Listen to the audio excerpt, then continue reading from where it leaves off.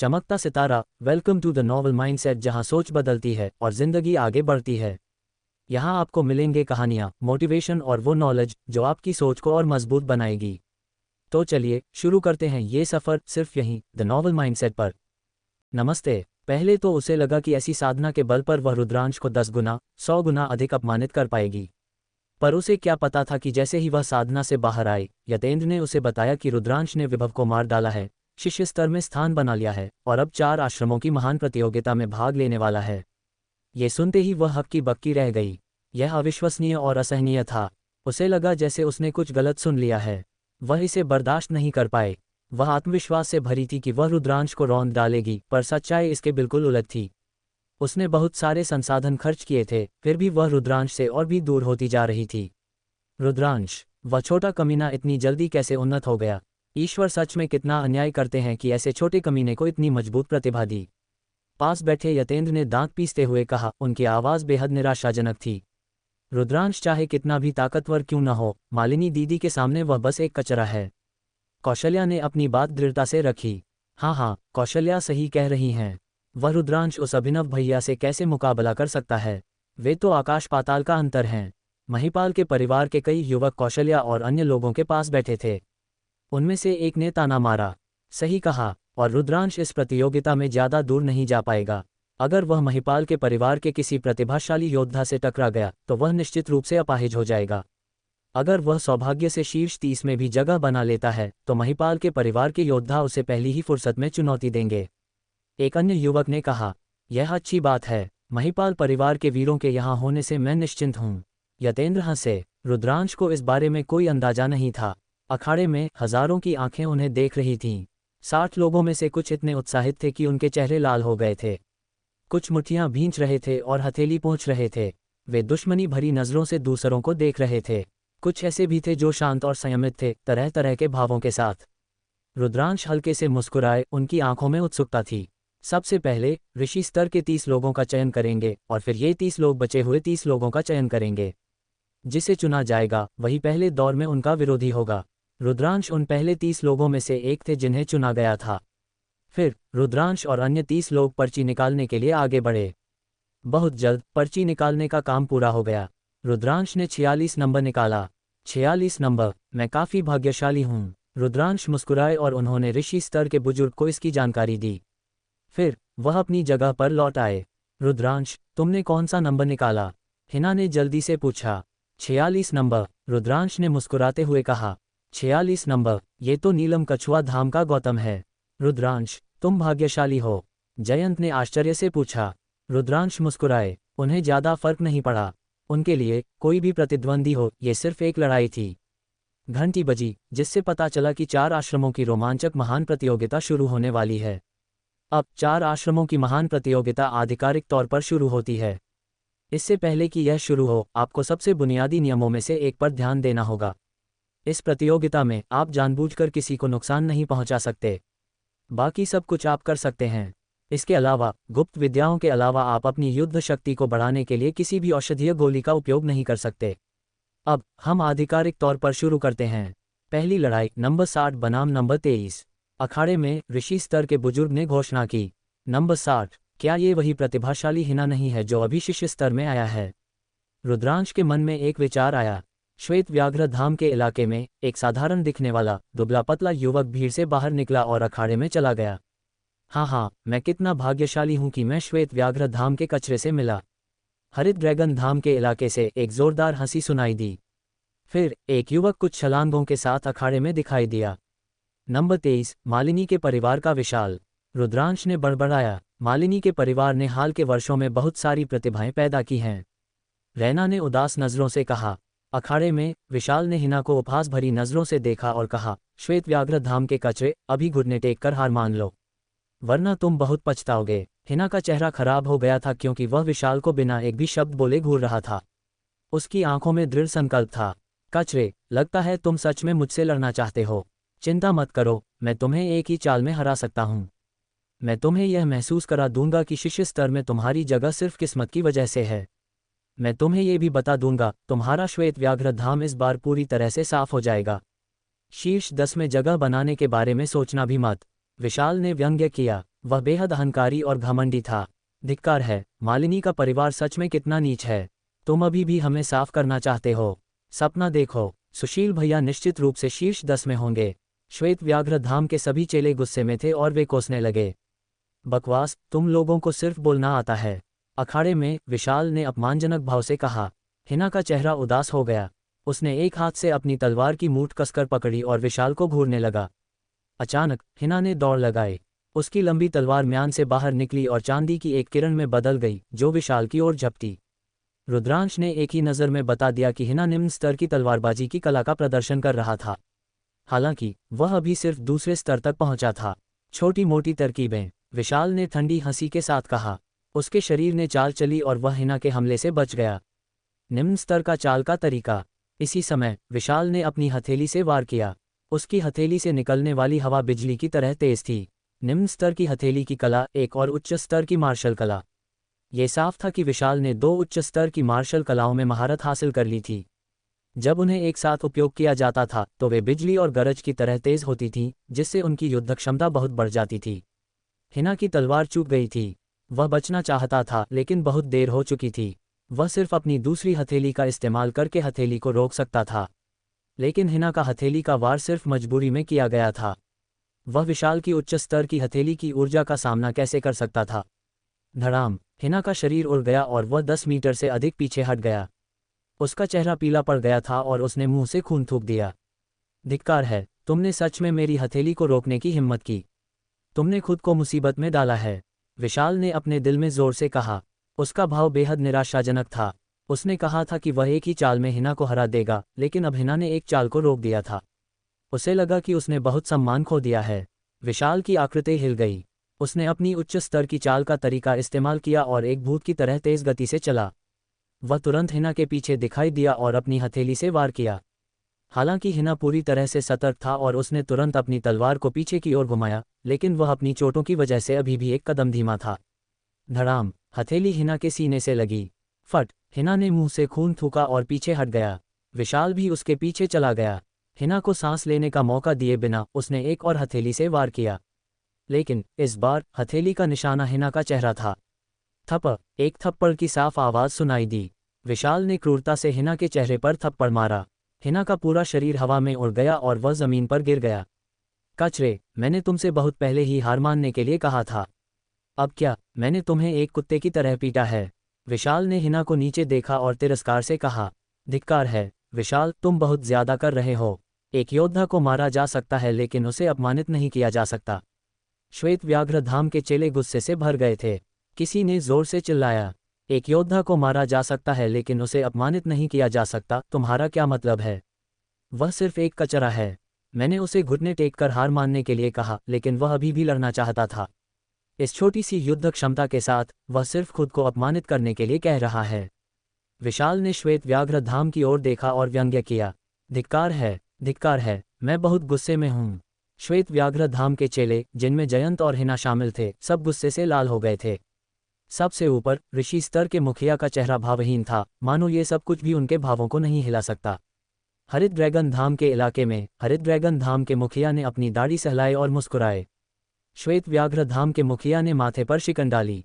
अखाड़े में विशाल ने अपने होठों को तिरस्कार से मोड़ा। वह हिना की ओर चला गया और उसके शरीर पर पैर रखा। उसने उसे नीचे देखा और व्यंग्य किया, अब क्या हम अभी भी लड़ेंगे? हार मान लो हिना, हार मान लो, लड़ना बंद करो। श्वेत व्याघ्र धाम का चेला चिल्लाने लगा। मैं हार मानता हूँ, हिना ने अनमने ढंग से कहा। उसकी आंखों में अपमान का भाव था क्योंकि वह विशाल को देख रहा था। हाँ, तुमने हार मान ली है। तुम पहले क्या कर रहे थे? तुम्हारी नज़र का क्या मतलब है? अगर तुम तैयार नहीं हो तो तुम अभी भी मुझे गुस्सा दिला रहे हो। मुझे गुस्सा दिला रहे हो, तुम सच में एक कचरा हो। जब उसने बोलना खत्म कर दिया तो विशाल ने हिना को एक लात मारी और उसे उड़ा दिया। विशाल, तुम क्या कर रहे हो? हिना पहले ही हार मान चुका है, फिर भी तुम हमला कर रहे हो। तुमने नियम तोड़े हैं। श्वेत व्याघ्र धाम के एक चेले ने चिल्लाया। किसने कहा कि मैंने हमला किया? मैंने बिल्कुल भी ताकत का इस्तेमाल नहीं किया। मैंने सिर्फ उससे दूर जाने के लिए कहा। वह मेरे पैर को रोक रहा था। मैंने अपना पैर उठाया और वह उड़ गया। विशाल ने बेपरवाही से कहा। बकवास, तुमने जानबूझकर ऐसा किया। श्वेत व्याघ्र धाम के एक चेले ने गर्जना की। लड़ाई के मंच पर ऋषि स्तर के बुजुर्ग ने माथे पर शिकन डाली। विशाल ने सच में नियम तोड़े थे। ठीक है विशाल, अगली बार जब तुम अपने पैर उठाओ तो सावधान रहना। इस समय हरित ड्रैगन धाम से एक पुरानी और जोरदार आवाज आई। हाँ महाराज, विशाल ने तुरंत सम्मान से कहा। आवाज हरित ड्रैगन धाम के मुखिया की थी।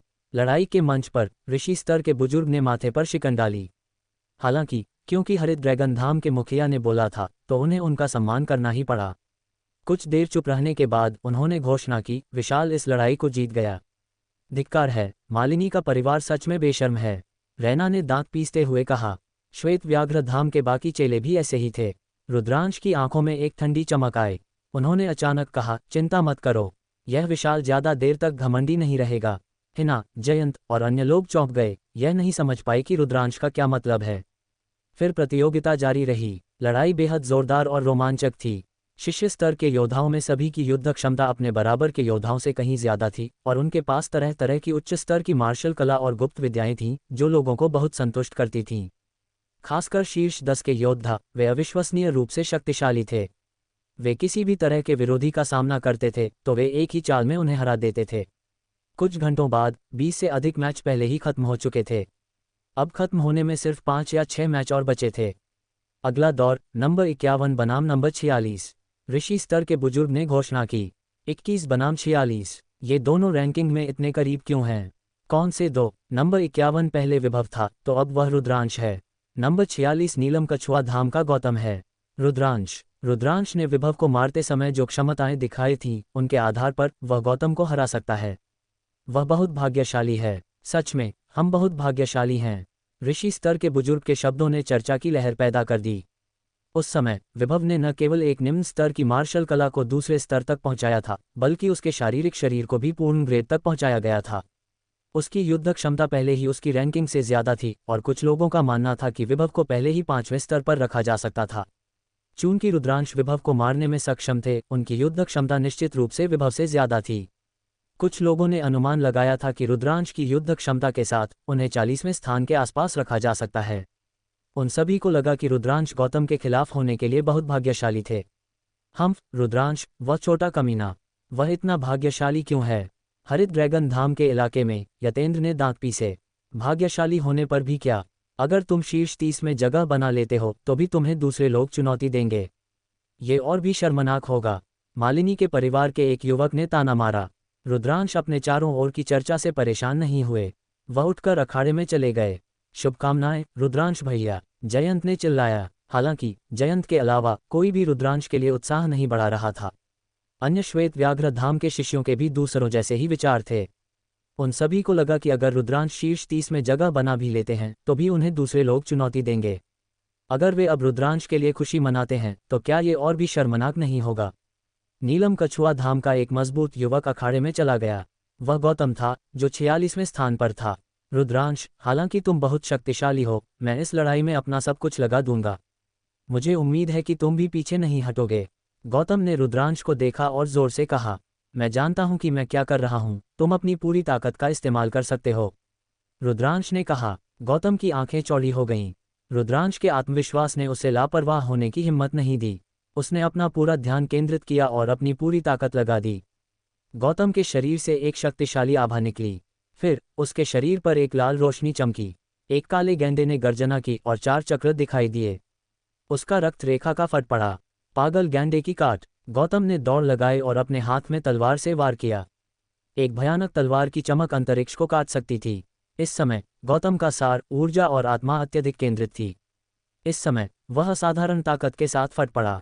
ये निम्न स्तर की मार्शल कला का तीसरा चरण है और गौतम ने सच में इसे पार कर लिया। बहुत खूब। नीलम कछुआ धाम के इलाके में ऋषि स्तर के एक बुजुर्ग ने जयकार की। वहां मौजूद अन्य लोग भी हैरान थे। उन्हें उम्मीद नहीं थी कि गौतम दबाव का सामना करने पर उनसे आगे निकल जाएगा, जिससे उसकी निम्न स्तर की मार्शल कला दूसरे स्तर से तीसरे स्तर पर पहुंच जाएगी। अब रुद्रांश खतरे में है, ऐसा विचार कई लोगों के दिमाग में आया। ये और भी बेहतर है कि तुमने इसे पार कर लिया है। रुद्रांश के होंठों के कोने पर एक मुस्कान थी। फिर वह अचानक एक कदम आगे बढ़े और गौतम की चोटी की ओर दौड़े। उनके हाथ में लंबा भाला आगे बढ़ा, जिससे एक अर्धचंद्र बाहर निकला। अग्नि भाला कला चंद्र खींचना। झंझनाहट। लंबा भाला गौतम की तलवार से टकराया, जिससे एक जोरदार धमाका हुआ। पूरा अखाड़ा हिलता हुआ लग रहा था। हाँ, फिर एक आकृति तोप के गोले की तरह हवा में उड़ गई और 200 मीटर से अधिक लंबाई और चौड़ाई वाले विशाल अखाड़े में 30 मीटर से अधिक फिसल गई। फिर उसका शरीर कांप गया और वह घुटनों के बल बैठ गया, मुंह से खून थूकते हुए। वहां मौजूद सभी लोग हक्के बक्के रह गए थे। वह आकृति जो हवा में उड़ गई थी वह गौतम थी। एक ही चाल, सिर्फ एक ही चाल से गौतम को रुद्रांश ने उड़ा दिया, जिससे वह मुंह से खून की बड़ी मात्रा थूकने लगा। एक अंधा व्यक्ति भी बता सकता था कि गौतम और रुद्रांश के बीच का अंतर बहुत बड़ा था। ये कैसे हुआ? रुद्रांश इतना शक्तिशाली कैसे हो सकते हैं? वह बस बहुत शक्तिशाली, भयानक रूप से शक्तिशाली थे। क्या वह इस साल भी एक नए थे? गौतम ने लड़ाई से ठीक पहले इसे पार कर लिया था, लेकिन उसे अभी भी एक ही बार से उड़ा दिया गया था। हालांकि कुछ लोगों ने अनुमान लगाया था कि रुद्रांश जीतेंगे, लेकिन उन्हें उम्मीद नहीं थी कि वह इतनी आसानी से जीतेंगे। वे एक ही स्तर पर बिल्कुल नहीं हैं। रुद्रांश की क्षमताएं शायद शीर्ष 30 में हैं। सही कहा, मैंने सच में उम्मीद नहीं की थी कि वह इतनी भयानक गति से सुधार करेंगे। आसपास से चर्चाएं सुनी जा सकती थीं। हा, रुद्रांश भैया, आप सबसे अच्छे हैं, जयंत ने चिल्लाया। रुद्रांश, शुभकामनाएं। रुद्रांश, तुम सबसे ज्यादा हैंडसम हो। श्वेत व्याघ्र धाम के अन्य चेले आखिरकार खुशी से चिल्लाने लगे। रुद्रांश ने जो क्षमताएं दिखाई थीं, उनके साथ वे आखिरकार बिना चिंता के उनके लिए खुशी मना सकते थे। ये बच्चा बुरा नहीं है। देवसेना, तुम्हारी आंखें अच्छी हैं। श्वेत व्याघ्र धाम के मुखिया ने अपनी दाढ़ी सहलाए और एक संतुष्ट भाव दिखाया। रुद्रांश, शायद वह भविष्य में उस जगह में प्रवेश कर सकता है। देवसेना ने आह भरी। श्वेत व्याघ्र धाम के मुखिया का भाव थोड़ा बदल गया। देवसेना, क्या तुम सच में रुद्रांश को वहां जाने देना चाहती हो? रुद्रांश अभी भी उससे बहुत दूर है। मैं जानती हूं कि रुद्रांश अभी भी उससे दूर है, लेकिन मुझे विश्वास है कि वह निकट भविष्य में ऐसा करने में सक्षम होंगे। उन्होंने मुझे बहुत सारी हैरानियां दी हैं। देवसेना की निर्मल आंखें उम्मीद से चमकी, क्योंकि उन्होंने अखाड़े में भाले के साथ खड़े पतले शरीर को देखा। श्वेत व्याघ्र धाम के मुखिया ने आह भरी और कुछ नहीं कहा। हरित ड्रैगन धाम के इलाके में धिक्कार है, ये छोटा कमीना इतना शक्तिशाली कैसे हो सकता है? यतेंद्र गुस्से में था। कौशल्या का चेहरा बेहद ठंडा था और उनकी आंखें पागलपन और एक घिनौनी रोशनी के साथ चमकीं। उन्होंने अखाड़े में रुद्रांश को घूरते हुए अपने दिल में जोर से कहा, रुद्रांश, रुद्रांश, वह शापित रुद्रांश। तुम सिर्फ एक कमीने हो जिसे मैंने छोड़ दिया था, एक कचरा। तुम इतने शक्तिशाली कैसे हो सकते हो? जिस कचरे को मैंने छोड़ दिया था उसे कचरा ही रहना चाहिए, जीवन भर के लिए कचरा। मैं एक कचरे को मुझसे ज्यादा शक्तिशाली होने की अनुमति नहीं दूंगी। मैं इसकी अनुमति नहीं दूंगी। इस समय सभी की आंखें तरह तरह की रोशनी से चमक रही थीं, क्योंकि वे अखाड़े में खड़े शरीर को देख रहे थे।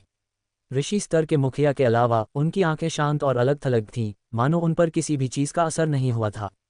लेकिन अगले ही पल मुखिया का बेपरवाह और अलग थलग भाव गायब हो गया और उसकी जगह आश्चर्य ने ले ली, क्योंकि अखाड़े से एक आवाज आई, मैं हार मानता हूं। खामोशी। पूरी जगह शांत हो गई, इतनी कि एक पिन के गिरने की आवाज भी सुनी जा सकती थी। पहले उनके चेहरे पर चाहे कोई भी भाव रहा हो, वे सब एक ही भाव में बदल गए, एक हक्का बक्का भाव। ऐसा इसलिए था क्योंकि मैं हार मानता हूं कहने वाले रुद्रांश थे। ये गौतम नहीं बल्कि रुद्रांश थे। रुद्रांश हार मान गए। क्या हो रहा था? ये कैसे हुआ? 4 आश्रमों के मुखिया सब हक्के बक्के रह गए। कौशल्या और यतेंद्र हक्के बक्के रह गए, और जयंत, हिना और देवसेना भी। अन्य ऋषि स्तर के बुजुर्ग और साधक स्तर के बुजुर्ग भी हक्के बक्के रह गए थे। यह रुद्रांश क्या करने की कोशिश कर रहे हैं? जयंत की जुबान अटक गई थी। रुद्रांश ने साफ तौर पर अपनी क्षमता दिखाई है और वह शीर्ष 30 में प्रवेश कर सकते हैं।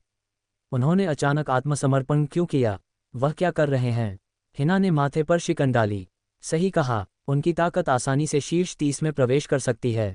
वह जयंत ने भी माथे पर शिकन डाली और बुदबुदाया। वह अचानक रुक गया और उसकी आंखें चमक गईं। उसने मुस्कुराते हुए कहा, मैं जानता हूं कि रुद्रांश क्या खेल खेलने वाले हैं। हा, मुझे ये पसंद है।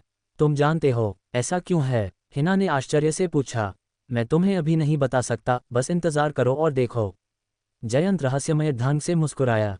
जयंत, हिना और अन्य सभी ने उस पर तिरस्कार से देखा। अखाड़े में ऋषि स्तर के बुजुर्ग की आंखें चौड़ी हो गई थीं।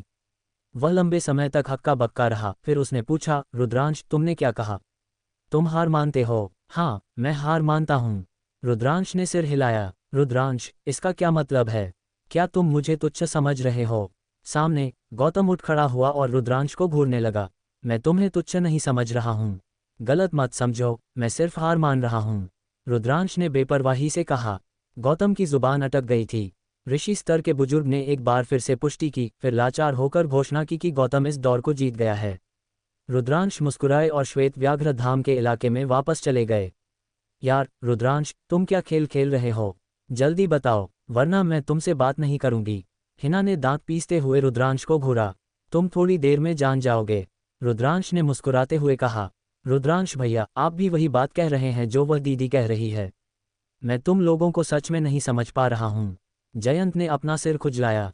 रुद्रांश और जयंत ने एक दूसरे को देखा और मुस्कुराए। फिर प्रतियोगिता जारी रही। 1 घंटे से भी कम समय में सभी 30 मैच खत्म हो चुके थे। इनमें से 4 सबसे लोकप्रिय नए राजा। उनमें से एक अमर था। उसने पर्याप्त समय तक प्रशिक्षण नहीं लिया था और एक विशेषज्ञ से मिला था जो 21वें स्थान पर था। वह असफल हो गया। जहां तक रुद्रांश की बात है तो वह हार मान गए। अन्य 2 बहुत शक्तिशाली थे, इसलिए वे स्वाभाविक रूप से आसानी से आगे बढ़ गए। शीर्ष 30 पहले ही तय हो चुके थे, लेकिन यह अभी खत्म नहीं हुआ था। अभी भी चुनौतियां थीं। 4 आश्रमों के ऋषि स्तर के बुजुर्ग, मुखिया के पक्ष के ऋषि स्तर के बुजुर्ग और 2 साधक स्तर के बुजुर्गों ने चर्चा की और 10 शक्तिशाली चुनौती देने वालों को चुनने का फैसला किया। ऐसा इसलिए था क्योंकि उनमें सच में कुछ शक्तिशाली योद्धा थे। अगर वे बदकिस्मत होते तो वे शीर्ष 10 में या उन लोगों से मिलते जो शीर्ष 10 में थे। स्वाभाविक रूप से वे उनका मुकाबला नहीं कर सकते थे। अब उन्हें एक मौका देना था। 10 चुनौती देने वालों की घोषणा होने में ज़्यादा समय नहीं लगा। अब मैं चुनौती के लिए उम्मीदवारों की घोषणा करता हूँ। वे अभिनव, विलास, रुद्रांश हैं। मेजबानी करने वाले ऋषि स्तर के बुजुर्ग ने घोषणा की। रुद्रांश का नाम उनमें से एक था। हाँ, मुझे पता था। रुद्रांश भैया को निश्चित रूप से चुनौती देने का एक और मौका मिलेगा। उन्होंने अभी जो क्षमताएं दिखाई हैं वे बहुत शक्तिशाली हैं। जयंत ने मुस्कुराते हुए कहा। इस समय नामों की घोषणा हो चुकी थी। ऋषि स्तर के बुजुर्ग ने कहा, ठीक है, अब आप अपना लक्ष्य चुन सकते हैं। जैसे ही ऋषि स्तर के बुजुर्ग ने बोलना खत्म किया, एक आकृति तेजी से अखाड़े में कूद गई। वह आकृति रुद्रांश थी। भीड़ फिर से हक्की बक्की रह गई। रुद्रांश ने अभी अभी हार मान ली थी और चुनौती देने के लिए अखाड़े में कदम रखने वाले पहले व्यक्ति थे।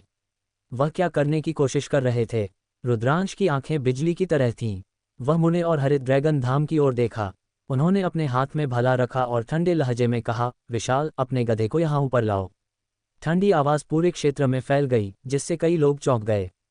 फिर उनमें से कुछ को एहसास हुआ, मुझे पता है कि रुद्रांश ने पहले हार क्यों मानी थी। उनका लक्ष्य विशाल को चुनौती देने का अधिकार हासिल करना था। किसी ने चिल्लाया, सही कहा। रुद्रांश के हार मानने से पहले उन्होंने जानबूझकर अपनी शक्तिशाली युद्ध क्षमता दिखाई और एक ही चाल में गौतम को हरा दिया। वह जानते थे कि अगर वह हार भी मानते हैं तो भी उन्हें विशाल को चुनौती देने का अधिकार दिया जाएगा। वह श्वेत व्याघ्र धाम के हिना का बदला लेने की कोशिश कर रहे हैं। मुझे समझ आ गया। इस बार मैदान में मौजूद सभी लोग समझ गए। सबसे ऊंचे ग्रैंड स्टैंड पर ऋषि स्तर के मुखिया ने रुद्रांश को उत्सुकता से देखा और बुदबुदाया, ये रुद्रांश सच में बुरा नहीं है। मुखिया का ध्यान आकर्षित करना आसान नहीं है। एक साधक स्तर के बुजुर्ग ने मुस्कुराते हुए कहा। इस समय पूरा स्थान हंगामा कर रहा था क्योंकि वे एक गर्मागर्म चर्चा में प्रवेश कर गए थे। Smiling face, smiling face, smiling face, smiling face, smiling face. Rudransh की योजना कमाल की है। कोई आश्चर्य नहीं कि मैं इस बारे में सोच भी नहीं पाया। प्रेम पागल, तुमने पहले भी इसके बारे में सोचा है ना? विभव हंसते हुए बोला। हाँ बिल्कुल। अभिनव मुस्कुराया और सिर हिलाया। जब रुद्रांश लड़ा था, केवल 6 या 7 मैच बाकी थे। उसने अपनी शक्तिशाली क्षमताओं को दिखाने के बाद ही हार मान ली। यह अजीब नहीं है क्या? मैंने इसी से अनुमान लगाया कि उसे पूरा यकीन था कि उसे चुनौती देने के लिए चुना जाएगा, इसीलिए उसने ऐसा किया। ये व्यक्ति सच में बहुत शातिर है और कुछ भी अप्रत्याशित कर सकता है, मालिनी ने कहा। थोड़ी दूर पर विशाल की चोटें पहले ही स्थिर हो चुकी थीं। वह बुदबुदाया, रुद्रांश। उसकी आंखों में कृतज्ञता थी। श्वेत व्याघ्र धाम के अन्य शिष्यों की भी आंखें बदल गईं। उन्होंने रुद्रांश की ओर प्रशंसा से देखा। हालांकि हरित ड्रैगन धाम के शिष्यों, खासकर महिपाल के परिवार वालों के लिए स्थिति अलग थी। वे सभी क्रोधित थे। इस रुद्रांश को धिक्कार है। वह महिपाल के परिवार के खिलाफ जाने की कोशिश कर रहा है। ये सही है। हमने पहले के सभी हिसाब अभी तक चुकाए नहीं हैं। अब वह हमें फिर से उकसाने की हिम्मत कर रहा है। चंदन, जाओ, उसे बताओ कि तुम्हें चुनौती देना एक गलती थी। महिपाल के परिवार के कुछ युवा चिल्लाए। चिंता मत करो, उसने जानबूझकर हार मान ली और विशाल की मदद करने के लिए मुझे चुनौती दी। मैं उसे बताऊंगा कि उसके कार्य कितने मूर्खतापूर्ण हैं। चंदन के चेहरे पर एक भयावह मुस्कान थी। फिर वह आगे बढ़ा और एक भूत की तरह युद्ध क्षेत्र पर प्रकट हुआ। रुद्रांश, तुम विशाल की मदद करना चाहते हो? बाद में मैं तुम्हें विशाल से 10 गुना अधिक पीड़ा दूंगा। चंदन ने द्वेषपूर्ण तरीके से कहा। रुद्रांश उदासीनता से मुस्कुराया। मैंने तुम्हारे जैसे बहुत से कचरे देखे हैं, उनमें से हर कोई शुरुआत में बहुत घमंडी था, बिल्कुल वैभव और उसके गिरोह की तरह। अंत में वे सभी मरे हुए कुत्ते बन गए। ये सही है। शुभकामनाएं रुद्रांश भाई। उसे तब तक मारो जब तक कि वह एक मरा हुआ कुत्ता न बन जाए। उसे मारो, विशाल भाई का बदला लो। रुद्रांश भाई की जय हो। शुभकामनाएं रुद्रांश भाई। श्वेत व्याघ्र धाम के शिष्यों ने चिल्लाया। पहले चंदन बहुत नीच था, उसने विशाल को अपमानित किया था। श्वेत व्याघ्र धाम के शिष्य सामान्य शत्रु के खिलाफ एकजुट थे। स्वाभाविक रूप से वे रुद्रांश के पक्ष में खड़े होंगे। हम्फ, कचरे का ढेर, वे केवल चिल्लाना जानते हैं। हम्फ। चंदन ने ठंडी सांस ली। उसका चेहरा बेहद उदास था। जब उसने रुद्रांश की ओर देखा तो उसकी आंखों में हत्या का इरादा भरा हुआ था। बूम! अचानक चंदन आवेगी हो गया और वह रुद्रांश की ओर भागा। यह एक काले स्तर की निम्न स्तरीय चाल थी जो बिजली की तरह तेज थी। हालांकि रुद्रांश बिना हिले वहीं खड़ा रहा। उसका भागने का कोई इरादा नहीं था। जैसे ही चंदन रुद्रांश के पास पहुंचने वाला था, रुद्रांश का लंबा भाला बाहर की ओर बढ़ा। आधा चांद प्रकट हुआ और 3 मीटर आगे की भूमि पर फैल गया। चंदन बहुत हैरान था। उसकी आकृति तेजी से पीछे हट गई और वह बाल बाल बचते हुए इस हमले से बच गया। रुद्रांश, क्या तुम सोचते हो कि अपने हथियार की लंबाई पर निर्भर रहना उपयोगी है? सपनों में भी नहीं। चंदन जोर से दहाड़ा। उसकी आकृति तेजी से चमकी। एक पल में मैदान पर 3 चंदन की आकृतियां दिखाई दी और वे रुद्रांश की ओर भागे। यह मायावी तकनीक है। चंदन ने इसे दूसरे स्तर तक पहुंचा दिया है। कहा जाता है कि अगर वह इसे छठे स्तर तक पहुंचाता है तो वह 7 आकृतियां बना पाएगा। मायावी तकनीक, ये वास्तविक और नकली दोनों है। देखते हैं कि रुद्रांश इसे कैसे तोड़ेगा। कुछ वरिष्ठ शिष्यों ने चर्चा की। छोटी मोटी चालें। रुद्रांश की उदासीन आवाज सुनाई दी। उसने अपने लंबे भले को अपने सामने की 2 आकृतियों पर घुमाया, जबकि उसके दूसरे हाथ ने उसके पीछे की आकृति को उड़ा दिया। अगले ही पल उसके सामने की 2 आकृतियां गायब हो गईं। उसके पीछे चंदन की हथेली रुद्रांश की मुट्ठी से टकराई। धम्म! एक जोरदार धमाका गूंजा। चंदन का भाव बहुत बदल गया और उसका शरीर तेजी से पीछे हट गया। ये कैसे हुआ? चंदन दहाड़ा। ये बिल्कुल अस्वीकार्य था। वह पहले ही रुद्रांश के करीब था, लेकिन फिर भी रुद्रांश की एक मुक्के से उसे पीछे धकेल दिया गया। वे कैसे लड़ेंगे? उसने गति और हथेली की तकनीकों का अभ्यास किया था। वह निश्चित रूप से लंबी दूरी पर रुद्रांश का मुकाबला नहीं कर सकता था, लेकिन वह करीबी दूरी पर भी रुद्रांश का मुकाबला नहीं कर सकता था। वह थोड़ा भ्रमित था। चंदन, तुम बहुत भोले हो अगर तुम सोचते हो कि तुम करीबी लड़ाई में मेरे प्रतिद्वंद्वी हो सकते हो। रुद्रांश ने उपहास किया। उसका शारीरिक शरीर दूसरे ग्रेड के निचले स्तर में था और उसकी खेती 8वें ग्रेड के साधक स्तर के शिखर पर पहुंच गई थी। वह 2 महीने पहले वैभव से लड़ने की तुलना में बहुत अधिक मजबूत था। चंदन ने अपने शरीर को प्रशिक्षित नहीं किया था और केवल काले ग्रेड की हथेली की तकनीकों पर निर्भर था। वह रुद्रांश का प्रतिद्वंद्वी कैसे हो सकता था? बूम! रुद्रांश के हाथों में भाला जोर से हिलने लगा। भाले की शाफ्ट ने हवा को कंपन किया और शक्तिशाली हवा की लहरें चंदन की ओर बढ़ीं। धड़ाम धड़ाम! चंदन ने शक्तिशाली हथेली के वार भेजे, भले द्वारा बनाई गई हवा की लहरों को तोड़ते हुए। हालांकि रुद्रांश पहले ही आ चुका था। बूम! लंबा भाला चंदन की ओर जोर से घूम गया। चंदन के लिए इस भाले से पीछे हटना पहले ही बहुत देर हो चुकी थी। इसे रोको! चंदन दहाड़ा। उसकी रक्तरेखा फूट पड़ी और उसकी हथेलियां लाल हो गईं। एक बाघ और तेंदुए की हल्की आवाज सुनाई दी। फिर उसने अपनी हथेलियों को बाहर धकेला और एक जबरदस्त बल के साथ रुद्रांश के लंबे भाले से टकराया। धड़ाम! एक धीमी आवाज गूंजी। फिर हड्डियों के टूटने और चंदन की दर्दनाक चीखें सुनाई दीं। एक टूटी हुई पतंग की तरह चंदन की आकृति बहुत दूर उड़ गई। हालांकि रुद्रांश वहीं नहीं रुका। उसका शरीर चला और उसने कुछ कदम आगे बढ़ाए। यह ऐसा था जैसे वह बादलों पर सवारी कर रहा था, क्योंकि वह तेजी से चंदन की ओर बढ़ रहा था। यह एक पीले स्तर की उच्च स्तरीय मार्शल कला तकनीक थी, सोआरिंग क्लाउड स्टेप्स। हालांकि यह काले स्तर की गति तकनीक जितनी अच्छी नहीं थी, फिर भी ये पहले के ड्रैगन सर्प स्टेप से कहीं अधिक शक्तिशाली थी। एक पल में रुद्रांश ने चंदन को पकड़ लिया, जो अभी भी हवा में तैर रहा था। इस पल चंदन के चेहरे के भाव दर्द के कारण सिकुड़ गए थे। जब उसने रुद्रांश को उसका पीछा करते हुए देखा तो उसकी आंखें भय से भर गईं और वह एक कर्कश आवाज में चिल्लाया, नहीं, मैं हार मानता हूं, कहने वाला था, लेकिन इससे पहले कि वह इसे कह पाता, रुद्रांश का लंबा भाला नीचे से खींचा गया। धड़ाम! चंदन का मैं हार मानता हूं जबरन वापस ले लिया गया और एक दुखद चीख में बदल गया। उसका शरीर एक टूटे हुए बोरे की तरह था, क्योंकि वह आकाश में उड़ गया था। वह 10 मीटर से अधिक ऊपर उड़ा और जोर से नीचे गिरा। रुद्रांश ने अपना भला फिर से बाहर खींचा और वह फिर से ऊपर उड़ गया। इस पल में चंदन पूरी तरह से दंग और भ्रमित था। वह हार मानने के बारे में पूरी तरह से भूल गया था। वहां मौजूद हर कोई दंग रह गया था। ये रुद्रांश की युद्ध क्षमता थी। वह बहुत शक्तिशाली था। चंदन को पूरी तरह से अपमानित किया जाएगा। रुद्रांश की काली स्तर की भाला तकनीक पहले ही तीसरे स्तर के शिखर पर पहुंच चुकी है और चौथे स्तर को तोड़ने वाली है। इसके अलावा उसका मजबूत शारीरिक शरीर, जिस पर दूसरे स्तर का संदेह है, उसकी युद्ध क्षमता बहुत भयानक है। क्या तुम लोग नहीं देख सकते? उसकी शरीर तकनीक पीले स्तर के ऊपरी रैंक पर है, लेकिन उसने पहले ही इसे छठे स्तर तक पहुंचा दिया है। बुरा नहीं, ये सच में भयानक है। वह कितने समय से संप्रदाय में है? उसने इतने कम समय में कैसे खेती की? क्या यह एक अद्वितीय प्रतिभा हो सकती है? उसकी युद्ध क्षमता पहले ही शीर्ष 15 में प्रवेश कर चुकी है ना? कहना मुश्किल है। आसपास के कुछ चांदी के शिष्यों ने रुद्रांश को सदमे में देखा और आपस में चर्चा की।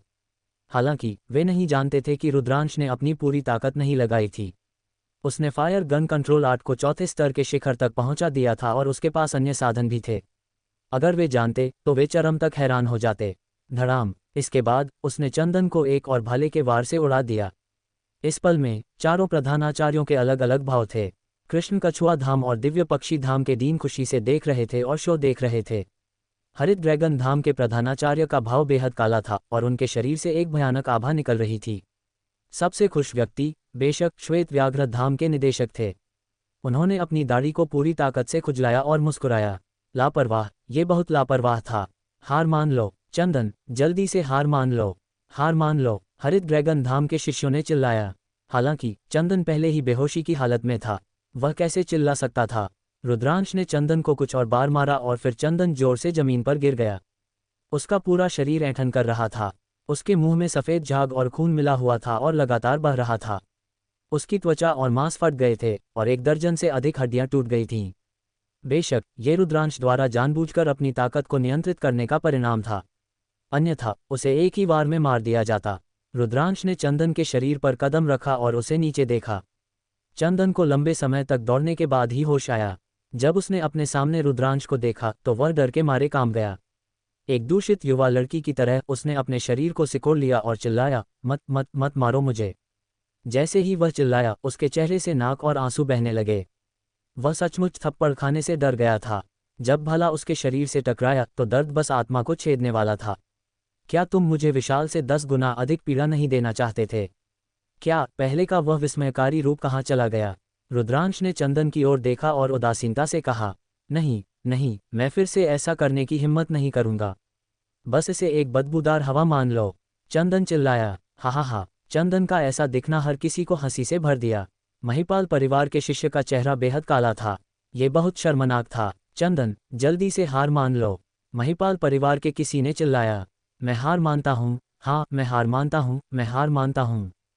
चंदन चिल्लाया। इससे अनिवार्य रूप से हंसी का एक और दौर शुरू हो गया। रुद्रांश, चंदन पहले ही हार मान चुका है। तुम अपना पैर क्यों नहीं हटाते? महिपाल परिवार के किसी ने पुकारा। ओह अच्छा! रुद्रांश मुस्कुराया, अपना पैर हटाया और अचानक लात मारी। चंदन ने खून खराबे की चीख निकाली क्योंकि उसका शरीर दर्जनों मीटर दूर उड़ गया था। वह युद्ध क्षेत्र पर दर्जनों बार लुढ़का और फिर रुक गया। रुद्रांश, तुम क्या कर रहे हो? चंदन पहले ही हार मान चुका है, फिर भी तुमने हमला किया। तुमने पहले ही नियमों को तोड़ दिया है। हमें तुम्हें पकड़ना चाहिए और संप्रदाय के नियमों के अनुसार तुम्हें दंडित करना चाहिए। महिपाल परिवार के एक चांदी के शिष्य ने दहाड़ा। धोखा! तुम जरूर गलत समझ गए होगे।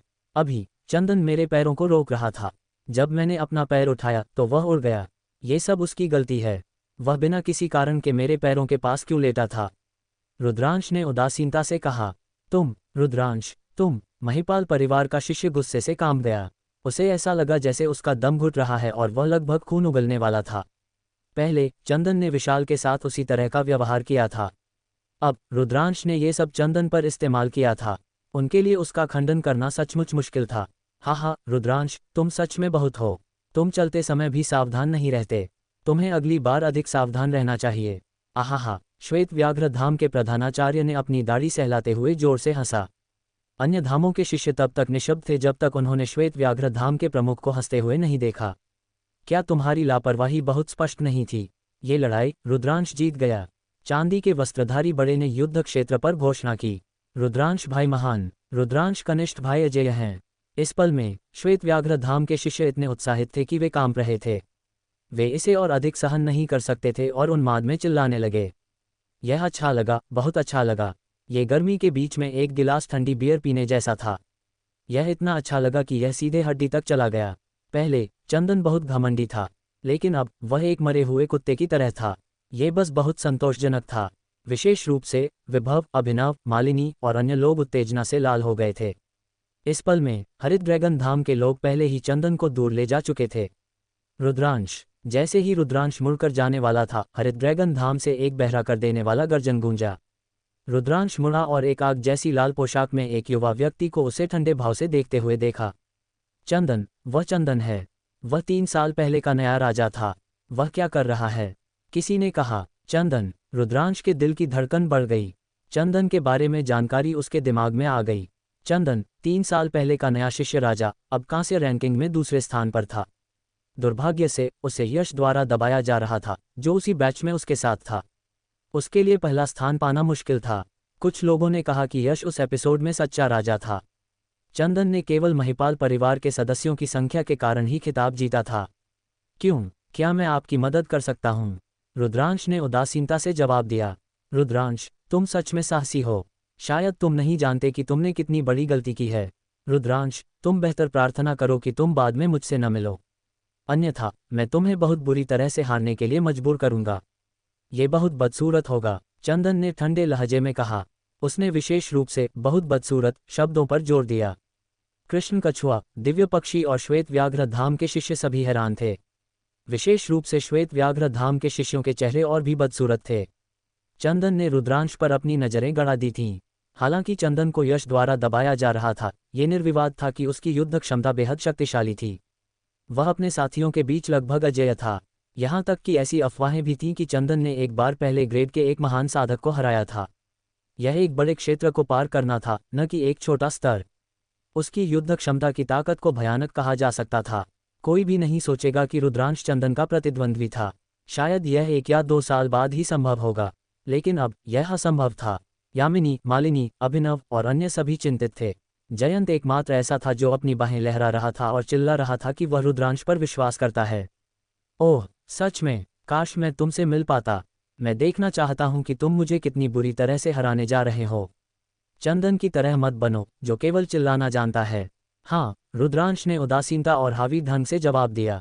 हर कोई हैरान था। रुद्रांश चंदन को चुनौती देना चाहता था। उसे ऐसा करने की हिम्मत कहाँ से मिली? दिव्य पक्षी धाम के क्षेत्र में एक पुरुष और एक महिला अगल बगल खड़े थे। उनमें से पुरुष ने एक नीले रंग की पोशाक पहनी हुई थी।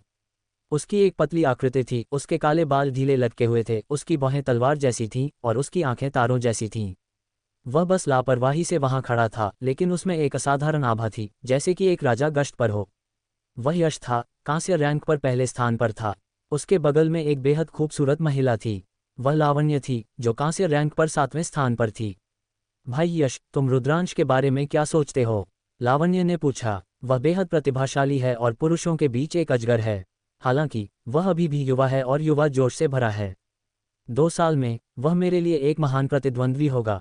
यश मुस्कुराया। ये दुर्लभ है कि तुम मेरे बारे में इतना अधिक सोचते हो, बड़े भाई यश, लेकिन क्या जीवन में एक योग्य प्रतिद्वंद्वी होना महान नहीं है?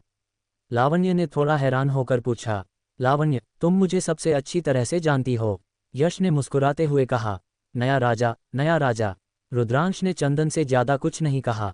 वह मुड़ा और युद्ध क्षेत्र से नीचे चला गया। रुद्रांश, धन्यवाद। जब रुद्रांश श्वेत व्याघ्र धाम में लौटा तो विशाल ने अपनी मुट्ठी को जोड़ा और उसे धन्यवाद दिया। तुम्हें मुझे धन्यवाद देने की जरूरत नहीं है।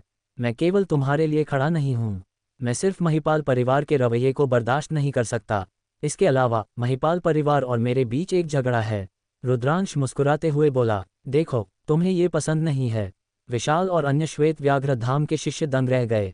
सिर्फ इस कारण से वह ऊपर गया और चंदन को बेरहमी से पीटा। उन्हें लगा कि वे रुद्रांश के विचारों को समझ नहीं पा रहे थे। चुनौती जारी रही। प्रतियोगिता बहुत तीव्र थी और हर कोई अपनी पूरी ताकत से लड़ रहा था। जब सभी चुनौतियां समाप्त हुईं, तब तक रात हो चुकी थी। रुद्रांश सहित कुल 5 लोग चुनौती में सफल हुए, जिससे पिछले 30 में से 5 को बदल दिया गया। इस समय विभिन्न अकादमियों से शीर्ष 30 छात्र सभी पैदा हो गए थे। श्वेत व्याघ्र धाम से केवल 5 लोग शीर्ष 30 में जगह बना पाए थे। कृष्ण कछुआ धाम भी श्वेत व्याघ्र धाम की तरह ही दयनीय था, केवल 5 लोगों के साथ। दिव्य पक्षी धाम के 8 सदस्य थे, जबकि हरित ड्रैगन धाम के 12 सदस्य थे। यह उल्लेख करना लायक था कि इस बार बहुत ध्यान आकर्षित करने वाले 4 नवागंतुकों में से अर्जुन पहले ही समाप्त हो गया था। दूसरी ओर रुद्रांश ने एक छुपे रुस्तम के रूप में शीर्ष 30 में प्रवेश किया था। अन्य 2 के लिए लिंको, जो 2 साल पहले का नया राजा था, और चंदन, जो 3 साल पहले का नया राजा था, उन्होंने स्वाभाविक रूप से आसानी से शीर्ष 30 में प्रवेश किया था। अर्जुन अभी भी बहुत युवा है। वह 2 साल से कम समय से संप्रदाय में है। उसके लिए समाप्त होना सामान्य है। ये सही है। हालांकि अगर अर्जुन 1 या 2 साल में महान साधक स्तर तक नहीं पहुंचता है तो कांस्य रैंक की लड़ाई उसकी होगी। वह सामान्य गति है। लेकिन रुद्रांश का क्या? हर कोई चेक कर रहा था, लेकिन उन सभी ने एक नाम रुद्रांश के बारे में सोचा। रुद्रांश इस साल ही संप्रदाय में प्रवेश किया था, लेकिन उसने शीर्ष 30 में जगह बना ली थी। रुद्रांश, वह असामान्य है और सामान्य ज्ञान के अनुसार गणना नहीं की जा सकती। हर कोई इस कारण से खुद को सांत्वना दे सकता था। आज की प्रतियोगिता समाप्त हो गई थी और ये दूसरे दिन जारी रहेगी। रुद्रांश, जयंत और बाकी लोग छात्रावास लौट आए। रात भर की शांति के बाद वे अगली सुबह प्रतियोगिता के स्थान पर लौट आए। अब शीर्ष 30 लौट निकालने के लिए ऊपर आएंगे। मेजबान कल से अभी भी चांदी के वस्त्रधारी बड़ा था। नियम कल के समान थे। चांदी के वस्त्रधारी बड़े बेतरतीब ढंग से 15 लोगों को चुनेंगे और ये 15 लोग फिर अन्य 15 लोगों के नाम उठाएंगे। इस बार रुद्रांश ने संख्या 12 निकाली। संख्या 12, ऐसा लगता है कि मैं आखिरकार एक मजबूत प्रतिद्वंद्वी से मिला हूं। रुद्रांश के होठों पर प्रत्याशा की मुस्कान थी। ईमानदारी से कहूं तो उसने पिछली लड़ाइयों में अपनी पूरी ताकत का इस्तेमाल भी नहीं किया था। पंजीकरण के बाद रुद्रांश अपनी सीट की ओर चला गया। रुद्रांश, तुमने कौन सी संख्या निकाली? यामिनी ने जैसे ही वह वापस लौटा अधीरता से पूछा। आज यामिनी अपने दादा के साथ नहीं बैठी थी। इसके बजाय वह मालिनी, जयंत और अन्य लोगों के साथ एक साथ बैठी थी।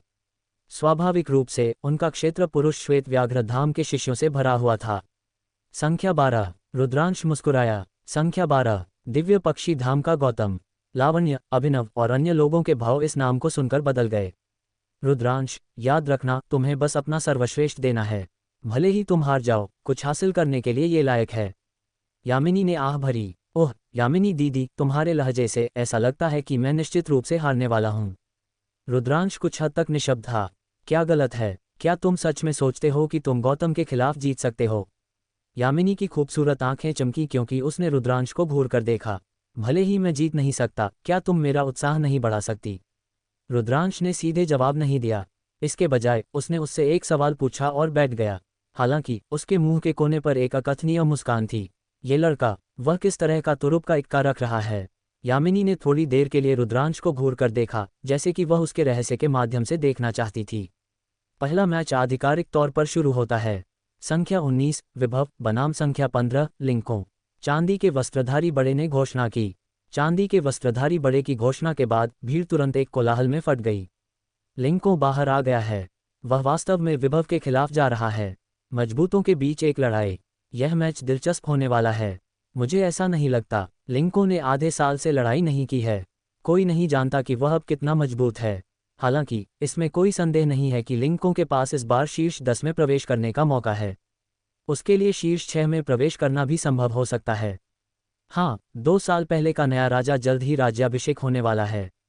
2 युवा आकृतियां हर किसी की नज़रों के नीचे युद्ध क्षेत्र पर कदम रखीं। लिंको 17 या 18 साल का एक गंजा युवा था। उसकी मांसपेशियां उभरी हुई थीं और वह विस्फोटक ताकत से भरा हुआ था। उसने अपनी पीठ पर एक लोहे की छड़ ले रखी थी और उसकी आंखों से एक जानवर जैसी चमक निकल रही थी। ये लिंको था, 2 साल पहले का नया राजा, कृष्ण कछुआ धाम का अद्वितीय प्रतिभा। हालांकि वह महिपाल परिवार का सदस्य नहीं था। लिंको के पार एक सुंदर युवा व्यक्ति था जिसका नाम विभव था। वह कांस्य सूची में 19वें स्थान पर था और निश्चित रूप से एक गुरु था। हालांकि विभव का भाव बेहद गंभीर था। विभव, मैं तुम्हें हार मानने की सलाह देता हूँ। तुम मेरे प्रतिद्वंद्वी नहीं हो, लिंको ने एक मुस्कान के साथ कहा। उसके शब्द अहंकारी थे, लेकिन वास्तव में किसी ने भी यह महसूस नहीं किया कि वह अहंकारी था। उन्होंने केवल यह महसूस किया कि लिंको के शब्द स्वाभाविक थे क्योंकि उसके पास ऐसा करने की ताकत थी। विभव की आंखें चमकीं और उसने दृढ़ निश्चय के साथ कहा, लिंको, अगर तुम चाहते हो कि मैं हार मान लूं, तो चलो देखते हैं कि क्या तुम्हारे पास ऐसा करने की क्षमता है। ओह, चूंकि तुम लड़ने पर इतने अड़े हो तो तुम्हें घायल होने के लिए तैयार रहना चाहिए। कभी कभी मैं खुद को नियंत्रित नहीं कर सकता। लिंक को मुस्कुराया, एक भयावह मुस्कान प्रकट करते हुए। तो ये लो। धड़ाम। जैसे ही लिंको ने बात पूरी की, उसकी आंखों में एक शातिर रोशनी दिखाई दी। एक जानवर की तरह वह जल्दी से विभव की ओर भागा। चिर तीव्र पंजे की रोशनी ने विभव के शरीर को ढक लिया। विभव ने अपनी लंबी तलवार निकाल ली और तलवार की ऊर्जा आकाश में उड़ गई। धड़ाम धड़ाम। हवा में पंजे की चमक विभव की तलवार की ऊर्जा से टकराए और दोनों छितरा गए। तुम्हारे पास कुछ कौशल हैं, लेकिन बस इतना ही। चलो इसे समाप्त करते हैं। हवा में एक ठंडी आवाज गूंजी और एक द्वेषपूर्ण आभा उसके शरीर से फैल गई। एक मानव रूप में एक जानवर की तरह उसने अपनी पीठ पर धातु की छड़ निकाली और उसे विभव पर तोड़ दिया। ये वार पृथ्वी को हिला देने वाला था और इसमें एक प्रभावशाली आभा थी। विभव ने अपनी पूरी ताकत से विस्फोट किया, लेकिन फिर भी वह इसे रोक नहीं पाया। उसे दर्जनों मीटर दूर उड़ने के लिए भेजा गया। उसका शरीर कांप रहा था और उसने खून उगल दिया। वह 2 चालों में हार गया। वास्तव में वह एक चाल में हार गया था। विभव की ताकत और लिंकों की ताकत के बीच का अंतर बहुत बड़ा था। लिंको बहुत शक्तिशाली है। वह निश्चित रूप से शीर्ष 10 में जगह बना पाएगा। Smiling face smiling face smiling face smiling face smiling face smiling face smiling face smiling face. ये कहानी का अनुवाद और रूपांतरण है जैसा कि आपने अनुरोध किया था। मैंने आपके द्वारा दिए गए सभी निर्देशों का पालन किया है, जिसमें पात्रों, स्थानों और शक्ति स्तरों को भारतीय नामों से बदलना और कहानी को एक स्वाभाविक प्रवाह देना शामिल है। अभिनव का विरोधी था 17 नंबर का वत्सल। उसकी शक्ति राघव से भी कहीं अधिक थी, पर अभिनव और उसके बीच का अंतर बहुत अधिक था। सिर्फ एक ही वार में वत्सल धराशायी हो गया था। वह पूरी तरह से हार गया था। उसमें वापस लड़ने की शक्ति भी नहीं बची थी। अभिनव का वार बेहद भयानक था। ऐसा लगता था जैसे वह आसमान और धरती को 2 टुकड़ों में चीर सकता है। किसी को नहीं पता था कि इस वार में अभिनव ने अपनी कितनी शक्ति का इस्तेमाल किया था, लेकिन इसमें कोई शक नहीं था कि यह वार बेहद भयानक था। प्रतियोगिता जारी रही। ये पहले से भी अधिक रोमांचक थी। जो लोग शीर्ष 30 में पहुंच सके थे वे सभी बेहद शक्तिशाली थे। समान शक्ति वाले कुछ पात्रों का आमना सामना हुआ और लड़ाई बेहद भयंकर थी। एक लड़ाई तो ऐसी भी थी जिसमें जीत का फैसला होने से पहले लगभग 1000 वार हुए थे। लेकिन कुछ लड़ाइयां ऐसी भी थीं जो पूरी तरह से एक तरफा थीं। उदाहरण के लिए, अर्जुन ने अपने विरोधी को एक ही वार में आसानी से हरा दिया था। कांस्य सूची में तीसरे स्थान पर रहे जयंत और चौथे स्थान पर रहे विभव ने भी अपने विरोधियों को एक ही वार में हरा दिया था। जिसने रुद्रांश का ध्यान खींचा वह जयंत था, क्योंकि वह भी भाले का प्रयोग करता था। इसके अलावा वह श्वेत व्याघ्र धाम का एक प्रतिभाशाली शिष्य था। हालांकि दिव्य तलवार संप्रदाय को तलवार संप्रदाय के नाम से जाना जाता था और यहाँ कई तलवार चलाने वाले थे, अन्य हथियारों का उपयोग करने वाले भी कई थे, इसलिए इतने सारे प्रथम स्थान थे। उदाहरण के लिए, अर्जुन को कांस्य शिष्यों में नंबर 1 तलवारबाज के रूप में जाना जाता था। अभिनव को नंबर 1 भालेबाज के रूप में जाना जाता था। जयंत को नंबर 1 भालेबाज कहा जाता था। 51 नंबर रुद्रांश बनाम 12 नंबर विशाल। श्वेत वस्त्रधारी ऋषि ने घोषणा की। विशाल, रुद्रांश का इस बार का विरोधी विशाल है। लगता है कि रुद्रांश के लिए यह अंत है। हालांकि एक नए शिष्य के रूप में इस स्तर तक पहुंचना भी अद्भुत है। यदि रुद्रांश हार जाता है तो वह निश्चित रूप से हार जाएगा। लेकिन रुद्रांश विशाल के कितने हमलों का सामना कर सकता है? कुछ हमलों का। मेरे विचार में 10 हमले कोई समस्या नहीं होनी चाहिए। कहना मुश्किल है। मुझे लगता है कि ये 10 हमलों के भीतर होगा। रुद्रांश ने अपने चारों ओर हो रही चर्चा को नज़रअंदाज किया। वह खड़ा हुआ और अखाड़े की ओर चलने लगा। वरिष्ठ भाई रुद्रांश, मुझे आप पर विश्वास है। आप निश्चित रूप से जीतेंगे। बलराम ने जोर से चिल्लाया। उसे रुद्रांश पर आंख मूंद कर विश्वास था। रुद्रांश बलराम की ओर मुड़ा और मुस्कुराया। बड़े पत्थर, तुम्हारे शब्दों से मुझे यकीन है कि मैं जीतूंगा। ये कहने के बाद वह हंसा और आगे बढ़ गया।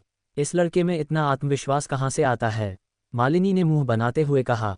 ये लड़का हमेशा से ही अति आत्मविश्वासी रहा है, देवसेना ने कहा। हालांकि उन्होंने ऐसा कहा, उनकी आंखों की गहराई में एक उम्मीद की चमक थी।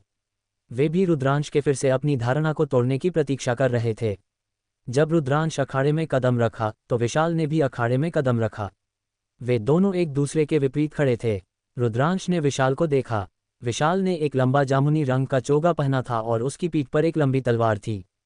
उसका रूप साधारण था, लेकिन उसके शरीर से एक ज्वलंत आभा निकल रही थी। कनिष्ठ भाई रुद्रांश, हालांकि तुम सबसे नीचे रैंक पर हो, मैं किसी भी विरोधी पर दया नहीं दिखाऊंगा। तुम्हें सावधान रहना होगा, विशाल ने हाथ जोड़कर कहा और बहुत विनम्र था। वरिष्ठ भाई विशाल, बेझिझक अपनी पूरी ताकत का इस्तेमाल करो।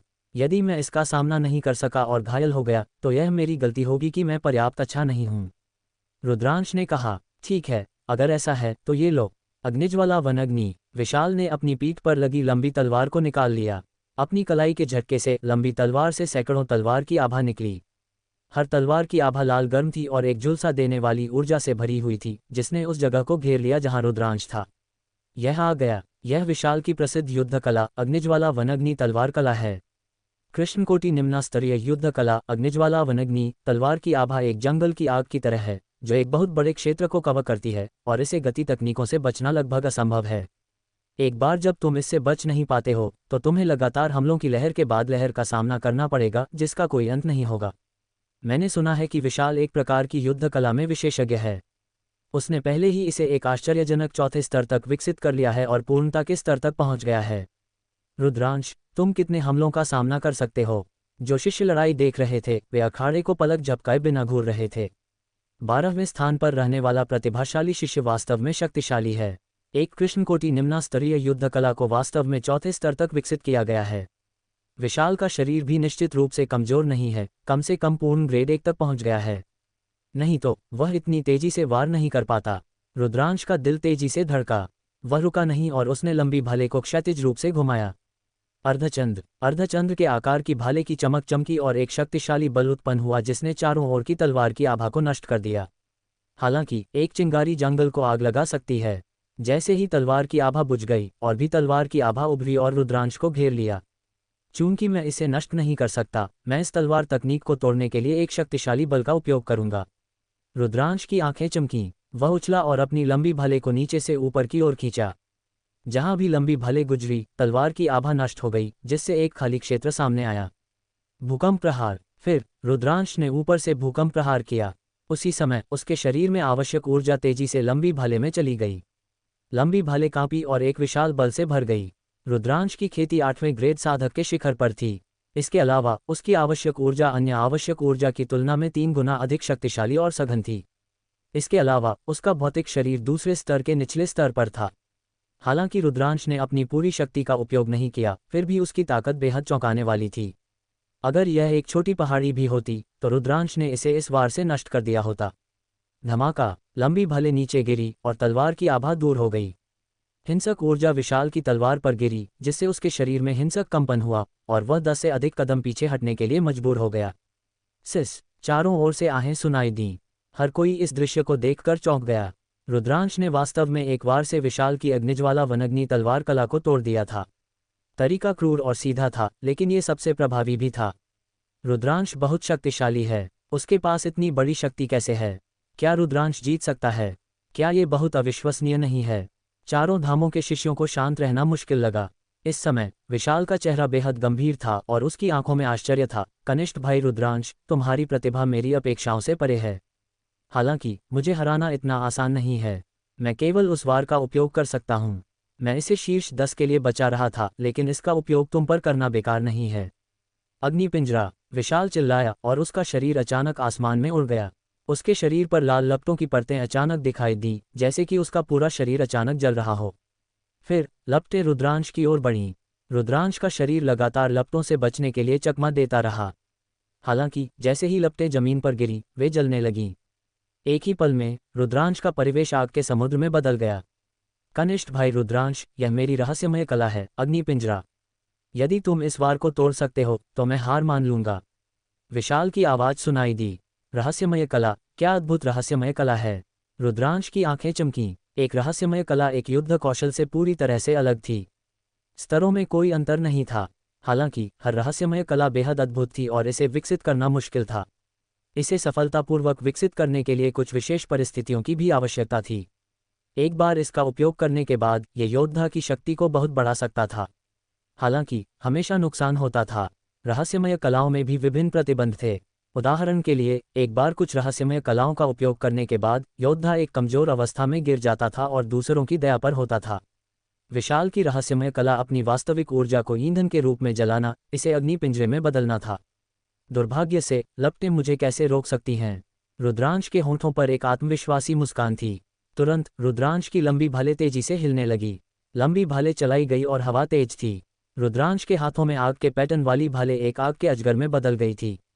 फिर एक चौंकाने वाला दृश्य दिखाई दिया। चारों ओर की लपटें रुद्रांश की लंबी भाले के हिलने के साथ उठीं और गिरीं।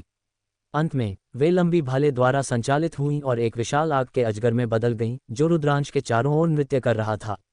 रुद्रांश आग के समुद्र में खड़ा था जिसके चारों ओर आग के अजगर नृत्य कर रहे थे। वह एक आग के देवता की तरह था जो दुनिया में उतर आया था। जाओ। अंत में रुद्रांश ने अपनी भाले को आसमान में मारा। एक आग का अजगर आसमान में उड़ गया, ऊपर की ओर घूमते हुए बादलों में चला गया। 100 मीटर की ऊंचाई पर पहुंचने के बाद आग का अजगर धीरे धीरे फैल गया और ऊर्जा में बदल गया जो स्वर्ग और पृथ्वी पर लौट आया। अखाड़े पर जहां रुद्रांश खड़ा था अब कोई ज्वाला नहीं थी। अग्नि पिंजरा टूट गया। विशाल हक्का बक्का रह गया था। उसने कुछ देर बाद ही प्रतिक्रिया दी और एक मजबूर मुस्कान दी। कनिष्ठ भाई रुद्रांश एक प्रतिभाशाली है, मैं उससे तुलना नहीं कर सकता। दया दिखाने के लिए धन्यवाद कनिष्ठ भाई रुद्रांश। मैं हार मानता हूँ। अगर रुद्रांश ने अभी अभी अपनी भाले को उसकी तरफ मारा होता तो वह गंभीर रूप से घायल हो गया होता। अगर मर नहीं गया होता तो वह रहस्यमय कला का उपयोग करने के बाद कमजोर अवस्था में था। मैं भाग्यशाली था, रुद्रांश ने मुस्कुराते हुए कहा। मैं कनिष्ठ भाई रुद्रांश के शीर्ष 10 में प्रवेश करने की प्रतीक्षा कर रहा हूँ। विशाल ने हाथ जोड़े और अखाड़े से बाहर निकल गया। वह जीत गया। रुद्रांश फिर से जीत गया। चारों धामों के शिष्य अब आश्चर्य से चिल्लाने के लिए बहुत कमजोर थे। वे केवल अपने होठों को कांपते हुए महसूस कर सकते थे, विशेष रूप से जिन लोगों ने बार बार सोचा था कि रुद्रांश रुकने वाला है और हारने वाला है। उनके चेहरे गर्म जल रहे थे जैसे कि उन्हें दर्जनों बार थप्पड़ मारा गया हो। श्वेत व्याघ्र धाम के क्षेत्र में नंदिनी और विलास के चेहरे इतने काले थे कि ऐसा लग रहा था कि वे पानी टपका रहे हैं। उनकी आंखों की गहराई में एक डर की चमक भी थी। रुद्रांश की प्रतिभा और सुधार की गति ने उन्हें थोड़ा डरा दिया था। नहीं, वह अभी भी जयेंद्र के स्तर से बहुत दूर है। नंदिनी ने अपनी मुट्ठियां कसकर पकड़ी क्योंकि उसने खुद को बार बार चेतावनी दी थी। ऐसा लगता था कि यही एकमात्र तरीका था जिससे वह बेहतर महसूस कर सकती थी। रुद्रांश जीतता है, श्वेत वस्त्रधारी ऋषि ने अखाड़े में घोषणा की। स्वाभाविक रूप से पूरा अखाड़ा शोर मचा रहा था। रुद्रांश मुस्कुराया, अखाड़े से नीचे आया और अपनी सीट पर लौट आया। कैसा है वरिष्ठ बहन मालिनी, मैंने तुमसे कहा था कि तुम्हें मुझ पर विश्वास करना चाहिए। तुम ही हो जिसने मुझे यहाँ आने की सलाह दी थी। अगर तुम मुझ पर विश्वास करती हो तो इसका मतलब है कि तुम अपने फैसले पर विश्वास करती हो। रुद्रांश ने विजयी होकर मालिनी से कहा जब वे अपनी सीटों पर लौट आए। तुम कमीने, अभी बहुत जल्दी है। तुम शीर्ष 10 में प्रवेश करने के बाद आकर दिखावा कर सकते हो। रुद्रांश के अहंकारी रूप को देखकर मालिनी गुस्से से अपने दांत पीसती है। बेशक उसकी आंखों की गहराई में एक प्रशंसा की चमक थी।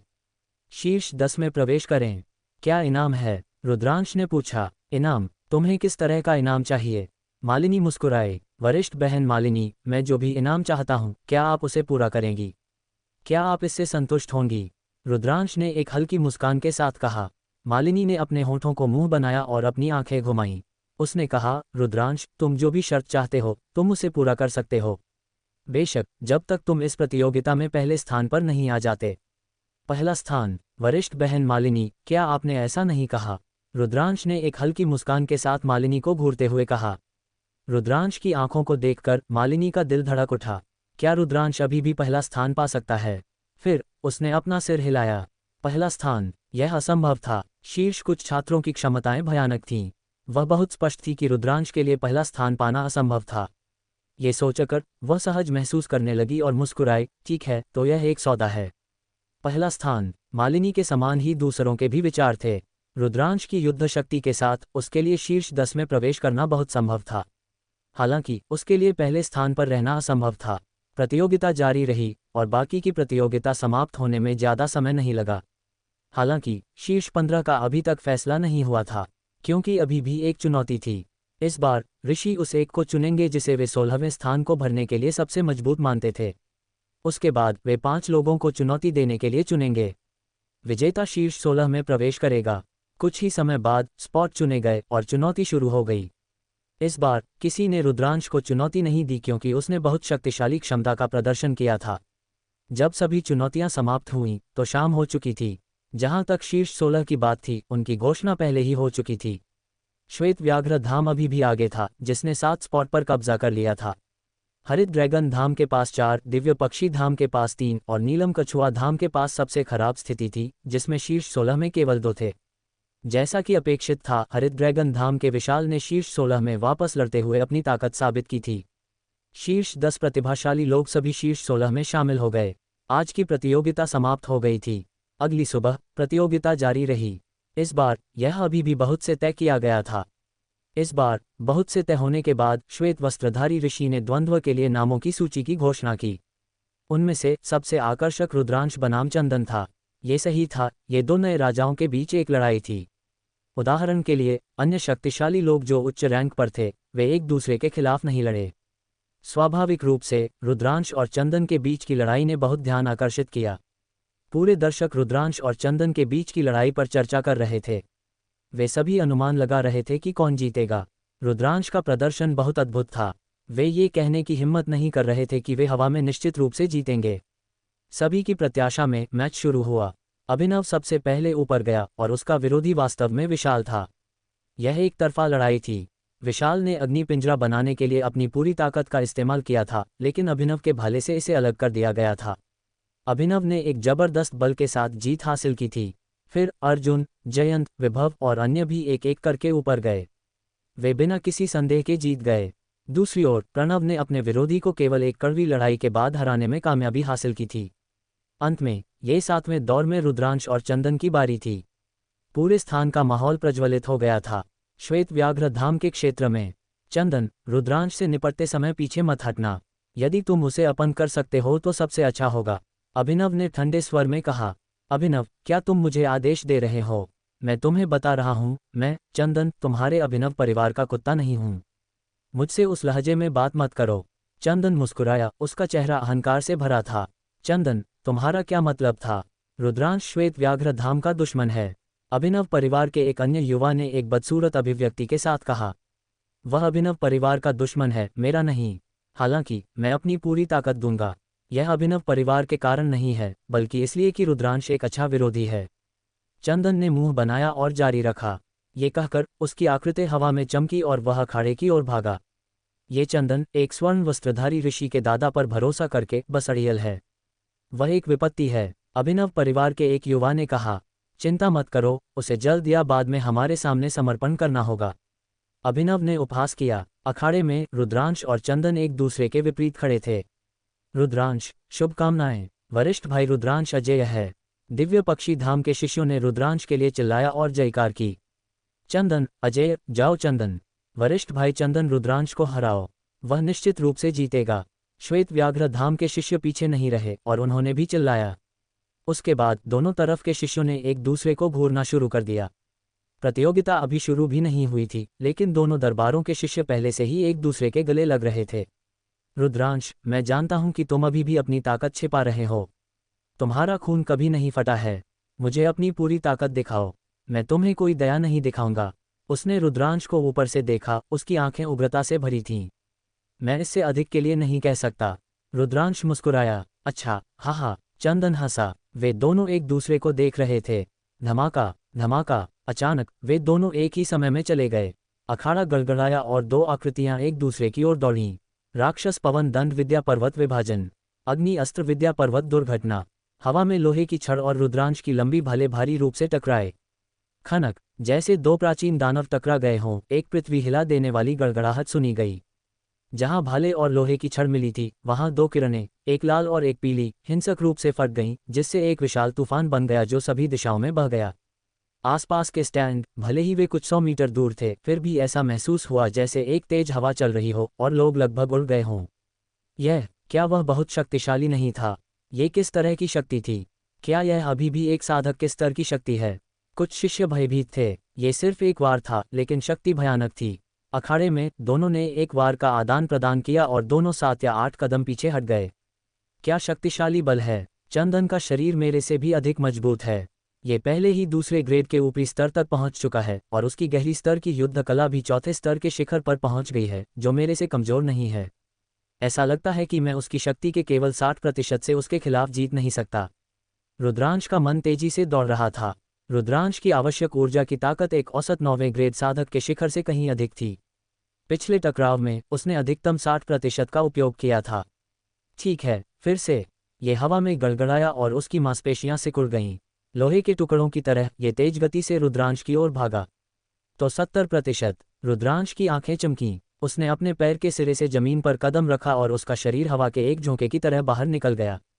खनक, एक और हिंसक विस्फोट हुआ। इस बार वह हवा में पीछे हट गया, लेकिन रुद्रांश केवल थोड़ा सा डगमगाया। रुद्रांश का पलड़ा भारी है। क्या वह जीतने जा रहा है? यह इतना आसान नहीं है, बस रुको और देखो। धमाका। हवा में पीछे हटने के बाद उसने एक जंगली जानवर की तरह रुद्रांश पर हमला किया जो पागल हो गया था। खनक खनक। दोनों ने वार का आदान प्रदान करना जारी रखा। चंदन को हर बार पीछे हटने के लिए मजबूर किया गया, लेकिन वह अगले ही पल फिर से आगे बढ़ जाता। एक ही पल में दोनों ने 1 दर्जन से अधिक वार का आदान प्रदान किया था। वहां मौजूद हर किसी ने अपनी सांस रोक रखी थी और पलक झपकाए बिना देख रहा था। कुछ युवा और भी उत्साहित थे। ये बहुत रोमांचक और हिंसक था। दोनों सीधे बल के साथ बल मिले। ये सरल और हिंसक था, लेकिन ये सबसे चौंकाने वाला था। चारों धामों के क्षेत्र में कुछ लोग ऐसे थे जिनकी अभिव्यक्ति बेहद गंभीर थी। उदाहरण के लिए, जो 8वें स्थान पर था, 9वें स्थान पर गौरव और 10वें स्थान पर रतन। ऐसा इसलिए था क्योंकि उन दोनों ने जो ताकत दिखाई थी वह पहले से ही उनकी अपनी ताकत के करीब थी। खनक। एक और वार के साथ उसे 7 या 8 कदम पीछे हटने के लिए मजबूर किया गया था। इस बार उसने हमला करना जारी नहीं रखा। हाँ, अद्भुत अद्भुत, ये बहुत अद्भुत है। रुद्रांश, तुम उन लड़कियों की तरह नहीं हो जो एक सजी हुई तलवार चलाती हैं और कुछ चिपचिपी शरीर की तकनीकें सीखती हैं। तुम बिल्कुल भी मर्द की तरह नहीं हो। मुझे इस प्रतियोगिता के बाद तुम्हें एक ड्रिंक पर जरूर ले जाना चाहिए। चंदन हंसा। ठीक है, मैं तुम्हारी शराब का इंतजार करूंगा। रुद्रांश मुस्कुराया, उसकी आंखें लड़ने की भावना से जल रही थीं। इस तरह के सीधे टकराव ने रुद्रांश के खून को भी उबाल दिया था। हालांकि रुद्रांश, अगर तुम्हारे पास बस इतना ही है तो इस दौर का विजेता मैं हूंगा। चंदन ने अपने होंठों को चाटते हुए कहा।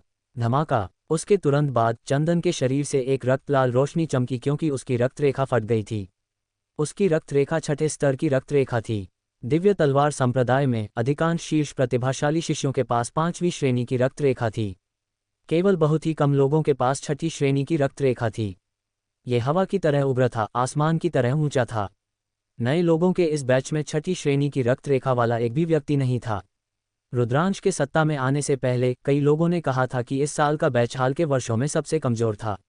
बेशक अब हर कोई जिसने ऐसा कहा था उसने अपना मुंह बंद कर लिया था। पीली पाला। उसी समय जब चंदन की रक्तवाहिकाएं फट गईं, उसके शरीर से वास्तव में एक आवाज निकली जैसे कि बीन्स को तला जा रहा हो। उसके तुरंत बाद चंदन की मांसपेशियां हिलने लगीं, उसकी हड्डियां हिल गईं और वह वास्तव में फूलने लगा। कुछ ही सांसों के समय में चंदन का शरीर आकार में कई गुना बढ़ गया था। वह एक विशाल वानर की तरह था और उससे एक हिंसक और दुष्ट आभा निकल रही थी। प्रलय पशु विद्या, रहस्यमय तकनीक प्रलय पशु विद्या। चंदन ने वास्तव में प्रलय पशु विद्या में महारत हासिल कर ली है। चंदन की ताकत और प्रलय पशु विद्या के साथ वह कितना भयानक होगा। ये शीर्ष 5 की ताकत है। स्टैंड से विस्मयादिबोधक की एक श्रृंखला आए। ये वास्तव में प्रलय पशु विद्या है। रुद्रांश की टकटकी चमकी। ये कुछ ऐसा था जो राकेश ने दर्ज नहीं किया था। प्रलय पशु विद्या एक रहस्यमय तकनीक थी जिसने किसी को एक जानवर में बदलने और किसी की ताकत को एक बड़े अंतर से बढ़ाने की अनुमति दी थी। हालांकि इसकी कमजोरी ये थी कि यह ज़्यादा देर तक नहीं चलती थी और शरीर पर एक बड़ा बोझ डालती थी। इसका उपयोग करने के बाद शरीर कुछ समय के लिए कमजोर हो जाता था। मेरा वार स्वीकार करो। वह हवा में गड़गड़ाया और एक विशाल वानर की तरह रुद्रांश की ओर भागा। उसकी गति पहले से कहीं अधिक तेज थी। उसकी रक्तरेखा के विस्फोट और प्रलय पशु विद्या ने चंदन की युद्ध शक्ति को 2 गुने से भी अधिक कर दिया था। धमाका। मोटी लोहे की छड़ रुद्रांश पर गिर गई। धातु की छड़ हवा में टूट गई जिससे एक गड़गड़ाहट की आवाज निकली। ये बेहद भयानक था। उस स्थिति में मैं अपनी साधना का 100% उपयोग करूंगा। रुद्रांश की आंखें चमकी और उसके शरीर में आवश्यक ऊर्जा अचानक फट गई। धमाका। इस समय रुद्रांश के शरीर से एक भयानक आभा निकली। अत्यंत शक्तिशाली आवश्यक ऊर्जा की धाराएं उसे घेर गईं। बुझ बुझ बुझ। इस समय अर्जुन, अभिनव, जयंत और विभव सभी अपनी सीटों से खड़े हो गए। अर्जुन, अभिनव, जयंत और विभव एक ही समय में खड़े हो गए। उनके पीछे के 3 लोग विशेष रूप से गंभीर दिख रहे थे। धमाका। रुद्रांश की लंबी भाले बाहर निकली और एक बार फिर हवा में लोहे की छड़ से टकराए। मजबूत ऊर्जा बाहर फैल गई और मजबूत हवाओं के झोंके पैदा हुए। स्टैंड के सामने कुछ शिष्य जिनकी साधना थोड़ी कमजोर थी, वे सीधे तेज हवा से बह गए। अगर उच्च साधना वाले शिष्यों की मदद नहीं होती तो वे बह गए होते। ये बहुत भयानक था। इस हमले ने पहले ही योद्धाओं के दायरे को पार कर लिया था और महान योद्धाओं के दायरे में पहुंच गया था। एक जोरदार शोर के बाद दोनों आकृतियां एक ही समय में अलग हो गईं और 10 मीटर से अधिक पीछे सरक गईं। ये शक्ति वास्तव में मजबूत है। चलो जारी रखें। रुद्रांश का दिल धड़क उठा और वह आगे बढ़ना जारी रखा। फिर से वह हवा में गड़गड़ाया और फिर से रुद्रांश पर झपटा। खनक, दोनों फिर से टकराए। दोनों एक बार के बाद अलग हो गए और फिर से टकराए। खनक खनक, लड़ाई के मंच पर ऐसा लग रहा था जैसे दो प्राचीन देवता एक दूसरे पर बमबारी कर रहे हों। भयानक टक्कर की आवाजें बहरा कर रही थीं और कम साधना वाले लोगों को विरोध करने के लिए अपनी युद्ध कला का उपयोग करना पड़ा। ये बहुत भयानक है। क्या ये दो नई पीढ़ी के राजाओं की ताकत है? कांस्य रैंक के शीर्ष 5 में ही ऐसी युद्ध शक्ति हो सकती है ना? ये सही है। कांस्य सूची में 5वें स्थान पर रहने वाले लोग निश्चित रूप से इतने शक्तिशाली नहीं हैं। सबसे भयानक अभी भी रुद्रांश है। वह इसी साल शामिल हुआ है। ये वास्तव में चौंकाने वाला है। मुझे आश्चर्य है कि क्या रुद्रांश वरिष्ठ भाई धीरेंद्र के रिकॉर्ड को तोड़ सकता है। उस समय वरिष्ठ भाई धीरेंद्र अपने पहले साल में एक नए खिलाड़ी के रूप में 5वें स्थान पर पहुंचने में कामयाब रहे थे। बस रुको और देखो, चारों धामों के शिष्य रुद्रांश की युद्ध शक्ति से चौंक गए थे। खनक खनक, विस्फोट जारी रहे और सैकड़ों वारों का आदान प्रदान करने के बाद दोनों अलग हो गए और एक दूसरे के विपरीत खड़े हो गए। रुद्रांश, मैं हार गया हूं। चंदन ने आह भरी। अचानक उसका शरीर कांपा और वह जमीन पर गिर गया, भारी सांस ले रहा था। चाहे वह प्रलय पशु विद्या हो या रक्त रेखा का विस्फोट, उन्हें बहुत देर तक बनाए नहीं रखा जा सकता था। इस समय समाप्त हो गया था। जैसे ही चंदन ने हार स्वीकार की, भीड़ उबल पड़ी, विशेष रूप से दिव्य पक्षी धाम के शिष्य जो रुद्रांश के नाम का नारा लगा रहे थे। रुद्रांश की जीत का मतलब था कि वह शीर्ष 10 में प्रवेश कर चुका था। इस बार दिव्य पक्षी धाम में शीर्ष 10 में 2 लोग हो सकते हैं, जो पहले से ही बहुत अच्छा था। वे निश्चित रूप से सबसे नीचे नहीं होंगे। पिछले 7 से 8 वर्षों में दिव्य पक्षी धाम हमेशा सबसे नीचे रहा था। रुद्रांश, अगर भविष्य में मौका मिले तो चलो फिर से लड़ते हैं, चंदन ने कहा। ठीक है, रुद्रांश ने सिर हिलाया। हा। चंदन हंसा क्योंकि वह अखाड़े से नीचे चला गया और अपने सामान्य स्व पर वापस चला गया। उसका अगला मैच हो सकता है। रुद्रांश अखाड़े से नीचे आया। उसके बाद एक और मैच जारी रहा। प्रतियोगिता समाप्त होने में ज़्यादा समय नहीं लगा। प्रतियोगिता समाप्त होने के बाद ये ऋषियों की बारी थी कि उन्हें सिर दर्द हो। इस बार ऋषि शीर्ष 10 के लिए 2 सबसे मजबूत लोगों को चुनने जा रहे थे। फिर शेष 6 लोगों में से 3 लोगों को शीर्ष 10 विशेषज्ञों को चुनौती देने के लिए चुनौतीकर्ताओं के रूप में चुना जाएगा। यदि वे जीत सकते हैं तो वे उनकी जगह लेंगे। एक गहन चर्चा के बाद उम्मीदवार को अंततः चुना गया। निस्संदेह चंदन की युद्ध शक्ति सभी के लिए स्पष्ट थी। उसे सीधे शीर्ष 10 में पहले 2 स्थानों में से एक के रूप में रखा गया था। फिर अन्य 3 ने चुनौतियां जारी करना शुरू कर दिया। इसी तरह किसी ने भी रुद्रांश को चुनौती नहीं दी थी। जब चुनौती समाप्त हुई तो इस साल के शीर्ष 10 का आखिरकार जन्म हुआ। इस साल के शीर्ष 10 पिछले कांस्य सूची से ज़्यादा अलग नहीं थे। कांस्य सूची में पिछले शीर्ष 10 थे। पहला स्थान अर्जुन हरित ड्रैगन धाम। दूसरे स्थान पर श्वेत व्याघ्र धाम के अभिनव थे। तीसरा स्थान श्वेत व्याघ्र धाम के जयंत। चौथा स्थान नीलम कछुआ धाम के विभव। पांचवां स्थान श्वेत व्याघ्र धाम के जयेंद्र। छठा स्थान दिव्य पक्षी धाम के प्रणव। सातवां स्थान हरित ड्रैगन धाम के कीर्ति। आठवां स्थान नीलम कछुआ धाम के सुशील। नौवां स्थान हरित ड्रैगन धाम के गौरव। 10वां स्थान श्वेत व्याघ्र धाम के रतन। उनमें से श्वेत व्याघ्र धाम के 4 लोग थे। उनमें से 3 शीर्ष 5 में थे और वे बेहद शक्तिशाली थे। हरित ड्रैगन धाम के 3, नीलम कछुआ धाम के 2 और दिव्य पक्षी धाम के 1 थे। इस बार एक मामूली बदलाव था। चंदन और रुद्रांश शीर्ष 10 में शामिल हो गए थे। सुशील, जो मूल रूप से 8वें स्थान पर थे, और रतन, जो 10वें स्थान पर थे, शीर्ष 10 में होने के लिए नियत नहीं थे। इस तरह श्वेत व्याघ्र धाम में अभी भी 4 लोग थे। हरित ड्रैगन धाम में 3, नीलम कछुआ धाम में सबसे खराब स्थिति थी, जिसमें केवल विभव थे, और दिव्य पक्षी धाम में 2 थे। शीर्ष 10 को एक दूसरे के खिलाफ लड़ना होगा। दूसरे शब्दों में, उनमें से प्रत्येक को अन्य 9 के साथ प्रतिस्पर्धा करनी होगी। अंत में उन्हें उनकी जीतों की संख्या के अनुसार रैंक किया जाएगा।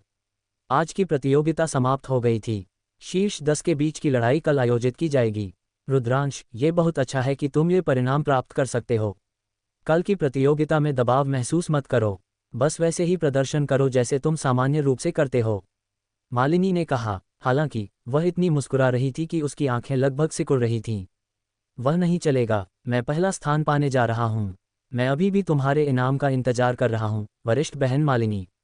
रुद्रांश ने आधा मजाक में कहा। ठीक है, तो तुम्हें कड़ी मेहनत करनी होगी। मालिनी का चेहरा थोड़ा लाल था। उसने रुद्रांश पर एक नज़र डाली, तुरंत राकेश, बलराम और बाकी को उसे घूरने के लिए मजबूर किया। फिर मालिनी हल्के कदमों से जगह छोड़ गई। रुद्रांश, बलराम और राकेश भी एक साथ वापस चले गए। छात्रावास लौटने के बाद रुद्रांश परमधाम में प्रवेश कर गया और उसने अग्नि अस्त्र नियंत्रण कला का अभ्यास शुरू कर दिया। चंदन के साथ आज की लड़ाई को बेहद संतोषजनक कहा जा सकता है। अग्नि अस्त्र तकनीक के आखिरी वार, उसकी रक्त रेखा के विस्फोट और अग्नि बल के अलावा उसने अपनी पूरी ताकत का उपयोग किया था।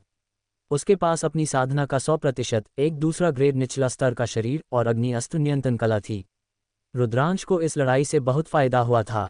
उसे लगा कि अग्नि अस्त्र कला एक सफलता से दूर नहीं है। अद्भुत जप के बीच रुद्रांश चुपचाप अग्नि अस्त्र नियंत्रण कला को समझ रहा था।